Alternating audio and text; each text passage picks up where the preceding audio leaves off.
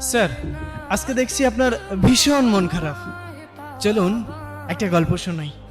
যখন আমার ভীষণ করে কষ্ট হয়, আমি তখন এই কথাগুলো নীরবে শুনি। ধরুন আপনার খুব অসুস্থ মনে হচ্ছে, কেমন জানি শূন্য শূন্য লাগছে, ক্লান্তি লাগছে।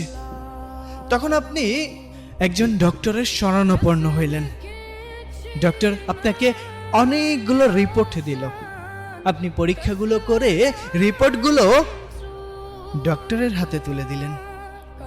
ডক্টর রিপোর্টটা হাতে নিয়ে আপনার মুখের দিকে তাকাচ্ছে, আবার রিপোর্টের দিকে তাকাচ্ছে।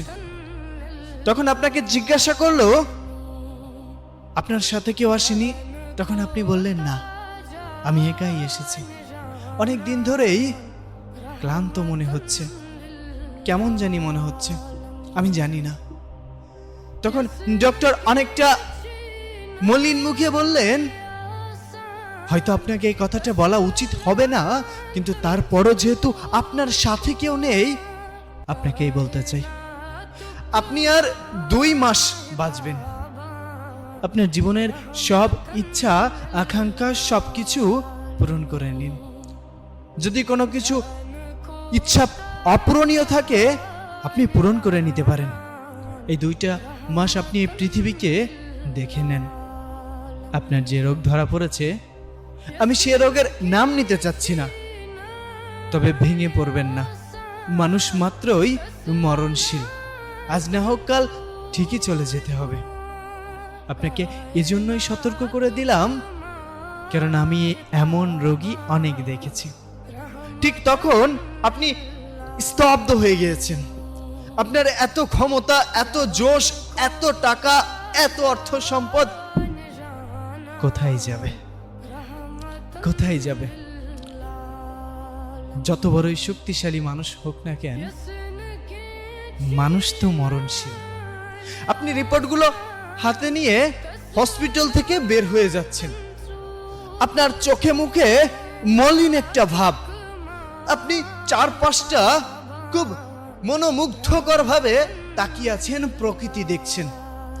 কেমন জানি আপনার এই প্রকৃতি ছেড়ে যেতে মন চাচ্ছে না। আপনার ভীষণ কষ্ট হচ্ছে, দম বন্ধ হয়ে যাচ্ছে। আপনি বাসায় গেলেন।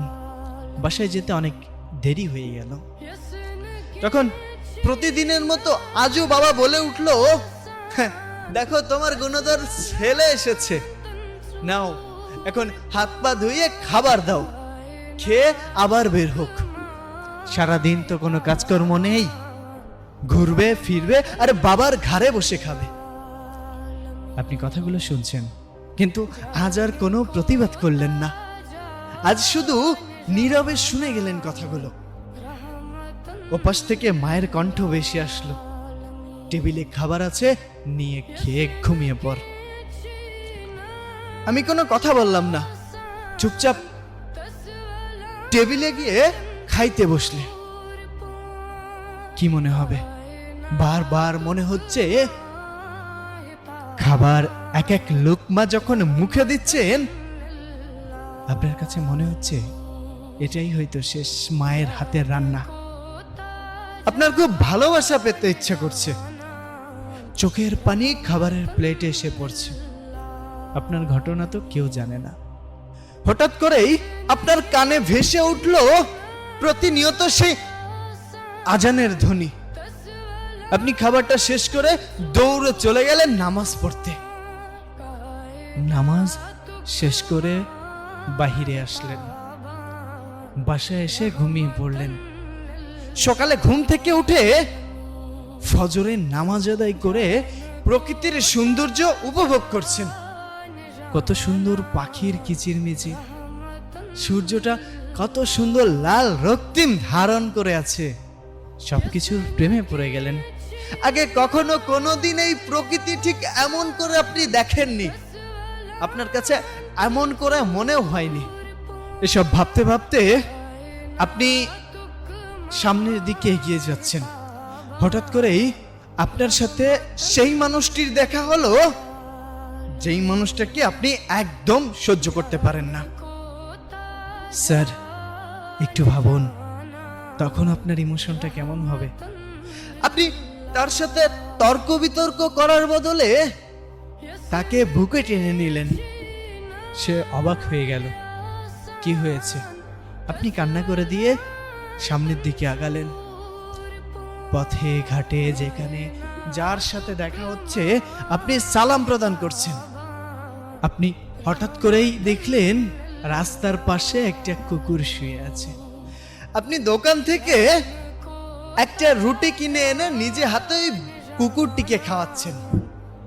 অথচ এভাবে কখনোই আপনি প্রকৃতির প্রেমে পড়েননি।